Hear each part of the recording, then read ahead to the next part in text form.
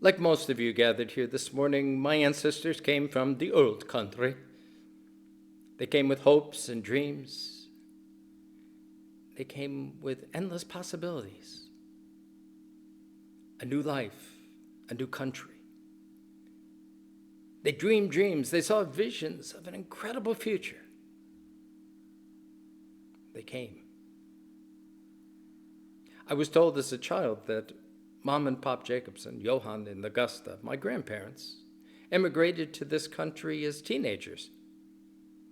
I thought, oh my God, what a life to get on a ship as a teenager all by yourself to come to this country. Wow. As I grew older, I also heard stories about Grandma Jacobson. Now, this was not the way that my dad used to refer to his mother, who I never knew because she was long dead before I came on the scene. But I didn't think a whole lot about it until I came to Clarion and happened to sit down one afternoon with an old family friend, Bengt Hagman, and he began telling stories about my family. And he told the story about Grandma Jacobson, in his words, Mrs. Jacobson. I thought he was talking about my grandmother, but as the story went on, it didn't sound much like the other stories that I knew. He said Mrs. Jacobson was an odd duck. She would never come to ladies' circle, but the ladies' circle always had to report to her before they went home to clear all decisions and discussions. That was his mother's job, and she would drag him along. He said, I was scared to death. Mrs. Jacobson was someone to be afraid of. I didn't know exactly what he was talking about until several years later when I finally dug up a picture of who turned out to be Great-Grandma Jacobson. She was well on to 6 feet and about 300 pounds, with a face that you didn't want to meet in a dark alley. A formidable force. I began to wonder, did my great-grandparents emigrate to this country with my grandparents? Or did they come over later, or what was the story? And so I went to my Aunt Evelyn, who knew all things about the family. And she said, oh yes, they came over together. I went, oh. I didn't think a whole lot about it. Time went on. And then one day it dawned on me. If they'd come over to this country, they had to be buried somewhere. And I don't remember ever visiting a grave when I was growing up. And we visited a lot of graves. And so I went back to my Aunt Evelyn, and she said, oh, yes, they're buried in Claremont. And so on one of my sojourns across Route 6, I took a detour. And I went to Claremont, and I found the cemetery, and I found the graves, not without some difficulty. They were hidden under bushes. There they were. I took pictures of the graves and went home, and then realized that my pictures didn't come out. The stones were so worn and the sun was shining in such a way that I didn't quite get the details. And so on one of my other trips to the cemetery, I took more careful notes. And what I really noticed was that my great-grandfather, Otto, had died quite young. I thought it odd that I'd never heard of that. And so I went to my cousin Martha, since my Aunt Evelyn had now died. She was the keeper of the family stories. I said I was really amazed at how young great-grandfather died. She said, don't you know the story? I said, heck, I didn't even know he existed. She said, well, it seems that he was coming home from the bar one night and fell into a snowbank and froze to death. I suddenly understood why nobody talked about great-grandpa Jacobson. Like so many, the dreams for him didn't come true. Jeremiah reminds us to be wary of dreamers. He's got his own problems in his day. The Babylonians were raising havoc in the region. It was only a matter of time before they set their sights on Jerusalem. But the king's advisor, the dreamers, kept insisting that their future lay in Egypt, either with an alliance or perhaps a sojourn. Didn't they remember what happened in Egypt the last time they went down? But they peddled the dreams. And over and against this, Jeremiah says, King, you need to trust the word of God. Don't listen to the dreamers. He didn't. Babylon came, and Jerusalem fell. Jeremiah describes that word of God, the law, the Torah, as a word of fire and hammer. The hammer of God. It's one of my favorite books.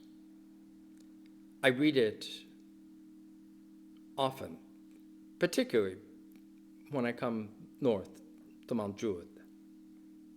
It's a story about our ancestors in Sweden, in the faith that they practiced. Not the high church, state church, Church of Sweden stuff, but the faith of the backwoods, the country, the hills. The faith that most of our ancestors brought with them to this country. It was a Christianity, a Lutheranism born of holiness, righteousness, feeling, a strive for the pure and perfect life, concerned a great deal about doing the wrong things.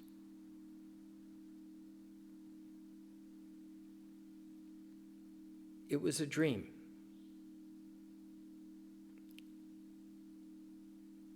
And the priests in the book struggle mightily because they all find themselves at some point falling short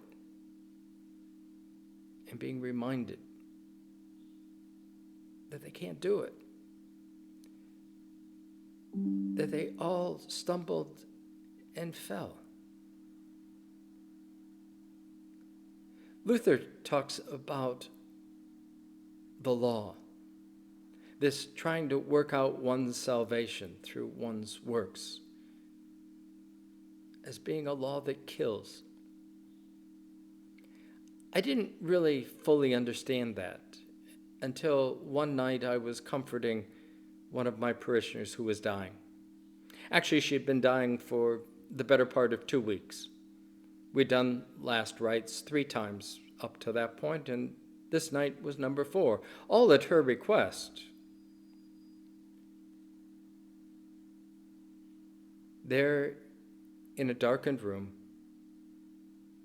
she lay, just above consciousness. And I began to pray. And there is a part in the commendation of the dying in which there is absolution of forgiveness of sins. And when I reached that point, she looked at me with anger in her eyes and said, "Not for me." I said, "Oh yes, for you." She shook her head violently. Now, we had been down this road along over the years. She insisted that she could not forgive,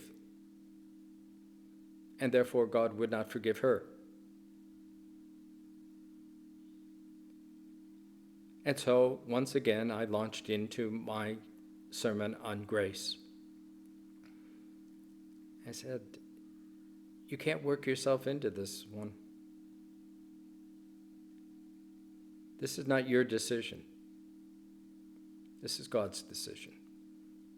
And God says, you're coming home.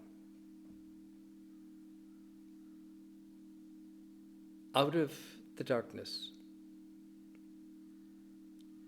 came a right hook that caught me on the chin.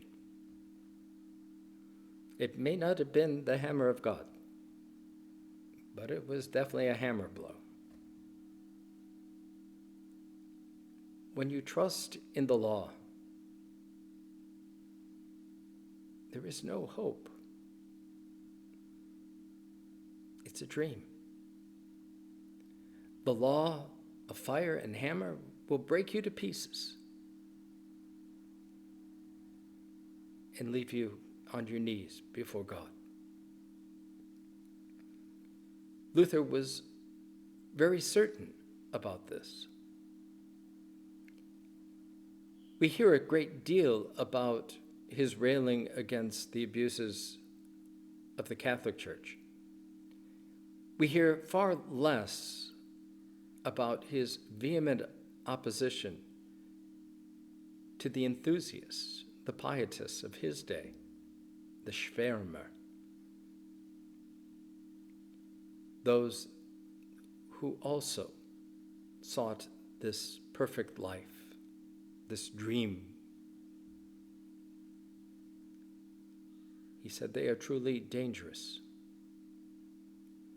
It was what those priests in Bogert's Hammer of God discovered. It's what so many of our ancestors came to know. It is what comes to us. That working out our own salvation brings us nowhere. It's a dream. Not that we shouldn't work for a good life, but it won't get us into heaven. That's God's thing. A great gift.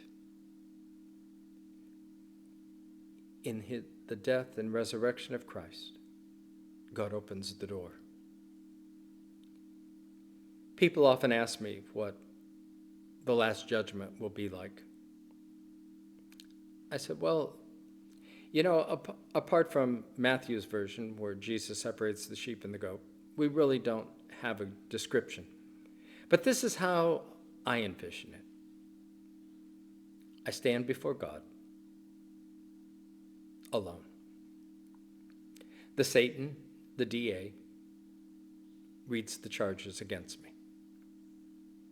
All of those things that I've done and left undone, the things I've said and not said. It's not a pretty picture. And by the time he finishes, I'm toast. I know. I'm ready to turn around and walk out because I'm never going to get in. And then comes a voice. Dad, this one's one of ours. I vouch for him. And God says, son, you're right. How silly.